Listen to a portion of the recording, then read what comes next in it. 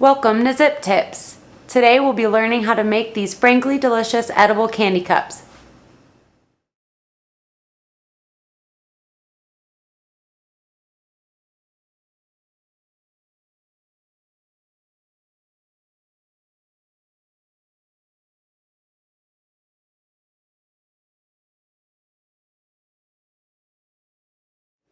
Hi, I'm Wagonseller, the food stylist for the Zip Code magazines. Today we're going to make this adorable little edible candy cup that's perfect for your kids' Halloween party or even adults. It's only limited to your imagination on how you can make these. Different color candy melts can make mummies or ghosts or even pumpkins. So let's give this a shot.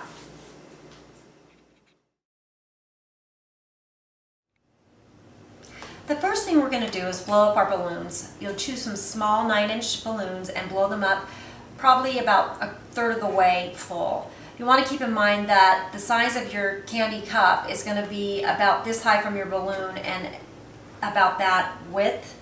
So you don't want to make the balloon too big because then it's going to be wasteful. They're pretty sweet. There's a lot of candy in it, so just keep that in mind. You're going to want to choose a bowl to melt your candy melts in that's really deep and fairly small. You'll want to put your candy melts in the bowl and melt them so that they're pretty high, so that when you dip your balloon into the melted candy melts, you can adjust how far down you want in order to get your balloon covered in the size that you want. So we're going to go ahead and pour these in to our cup and get these in the microwave.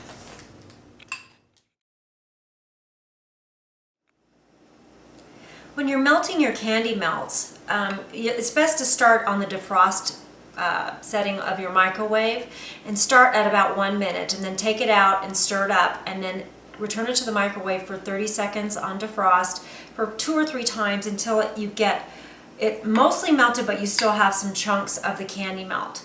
What we want to do now is stir it until the rest of the candy melts are completely melted.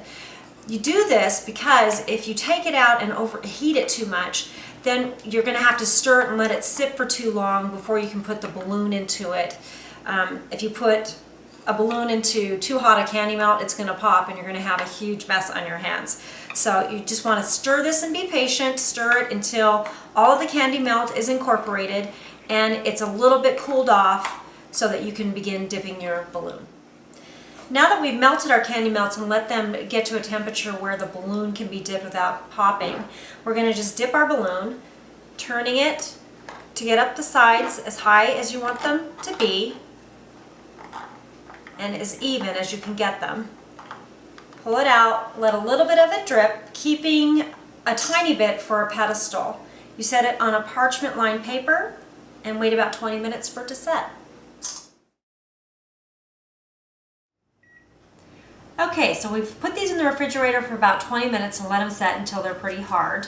And we'll want to deflate the balloon right now. So you don't want the balloon to pop, because then there has the very distinct possibility that the whole thing might cave in. So you want to gently pull up on the knot of the balloon and twist a toothpick in to the balloon until you create a hole. You're going to want to create several holes all around the balloon so that the air deflates slowly, not quickly. When it gets to be about like this, you're going to have to actually gently peel the balloon off of the candy melt. Be really, really careful because it's not really thick, it's fairly thin. So you just gently keep pulling slowly away from the edge until you can remove the balloon out of the shell. Now you've got your little candy shell. They're not always going to be straight. So the next thing that you're going to want to do is take an X-Acto knife and just start scraping away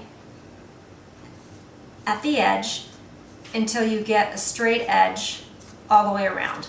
Don't worry if it's perfect or not, because it's really, they have their own little personality anyway, so it doesn't have to be perfect, but you just want to kind of scrape these until your edge is fairly straight. Once you do that, we're ready to decorate them. When decorating our candy cups, I've found that it is so much easier to use these plastic bags instead of trying to decorate out of the tube with the tip. So all you need to do is squeeze your frosting into one of these decorating bags, snip off the tip just barely, you don't want it to be too big, so that you have more control of how much frosting comes out at a time. Then you're going to squeeze this down and get a little bit out. We'll take our little candy cups and start decorating by adding our eyes. A little dab of frosting here, a little dab of frosting there. Take our candy eyes and put them on. Another one here. We'll take the frosting and make some big heavy brows for our little Frankensteins.